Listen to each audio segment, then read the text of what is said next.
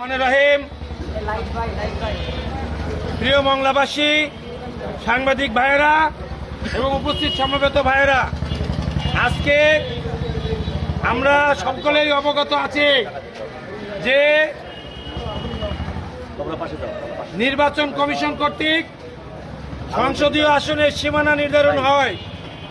সেখানে ষড়যন্ত্রমূলকভাবে গাজীপুরের একটি আসন বাড়িয়ে আপনার মোংলা রামপালকে পৃথক করে দেওয়া হয়েছে। এই পৃথক মোংলা রামপালকে করেছে এটি সংসদীয় আসন 4 বিলুপ্ত করে, অর্থাৎ 3-এর রামপালকে বাগেরহাট কচুয়ার মধ্যে ঢুকিয়ে দেওয়া হয়েছে এবং মোংলাকে বোলগঞ্জ শহরতলার মধ্যে ঢুকিয়ে দিয়েছে। এটি একটি গভীর ষড়যন্ত্র। গাজীপুরে অনেক লোক বসবাস করলো, সেই এরিয়াটা কিন্তু আয়তনের দিক থেকে আমাদের থেকে অনেক ছোট। বাগেরহাট 12টি থানা, 3টি পৌরসভা, এই জেলায় একটি আসন কমে যাবে। এটি বাগেরহাট জেলার একজন মানুষও মানে না।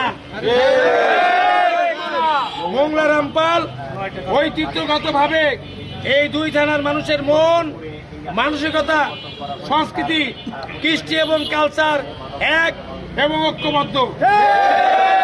এই ঐক্যবদ্ধ মানুষগুলোকে 2 ভাগে বিভক্ত করার যারা ষড়যন্ত্র করছেন তাদের বিরুদ্ধে তীব্র নিন্দা এবং প্রতিবাদ জানাচ্ছি। একই সাথে মোংলা বন্দর এবং এই এলাকায় শিল্প অঞ্চল আছে যেটা রামপাল এবং মোংলা এলাকায় গড়ে উঠেছে। এই শিল্প অঞ্চল বসুন নদীর তীরে অবস্থিত।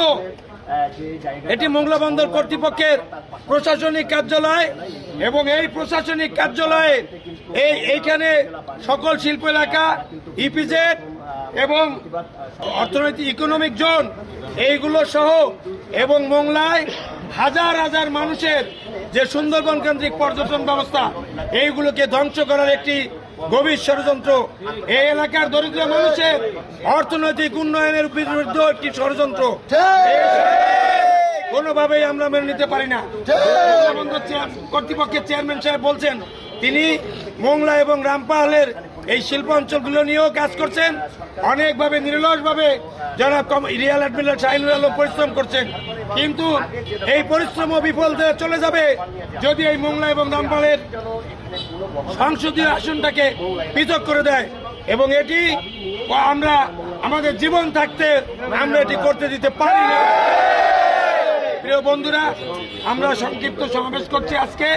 এর পরবর্তীতে আলোচনা করব বিএনপি, জামাত, এনসিপি এবং অন্যান্য রাজনৈতিক দল ঐক্যবদ্ধভাবে মোংলার শহর, রাজপথ, ব্যবসায়ী শ্রেণী, বিভিন্ন ট্রেড ইউনিয়ন সবাইকে নিয়ে আমরা ঐক্যবদ্ধ সংগ্রাম করব।